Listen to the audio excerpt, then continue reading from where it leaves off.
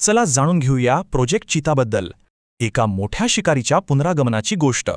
भारताच्या भूमीवरून एक मोठा शिकारी नाहीसा झाला होता. कोणता होता तो आठवतोय? वर्ष होतं 1952, जेव्हा भारताने आपला सर्वात वेगवान प्राणी कायमचा गमावला. याच वर्षी चित्ता भारतातून अधिकृतपणे नामशेष घोषित झाला, देशातून नाहीसा झालेला एकमेव मोठा शिकारी. पण ही परिस्थिती बदलायची होती. म्हणूनच सुरू झाला प्रोजेक्ट चीता, एक जागतिक स्तरावरचा प्रकल्प. यासाठी नामिबिया आणि दक्षिण आफ्रिकेतून चित्ते भारतात आले आणि आता बोत्स्वानाचीही यात भर पडणार आहे. आणि हो, चित्ता जगातील सर्वात वेगवान प्राणी तर आहेच, पण तो वाघा सिंहांसारखी डरकाळी नाही फोडत. पण इतका सगळा खटाटोप करून त्यांना परत का आणलं जातंय? कारण चित्ते हे गवताळ प्रदेशांच्या इकोसिस्टीमसाठी अत्यंत महत्त्वाचे आहेत. ते तिथले सर्वोच्च शिकारी आहेत.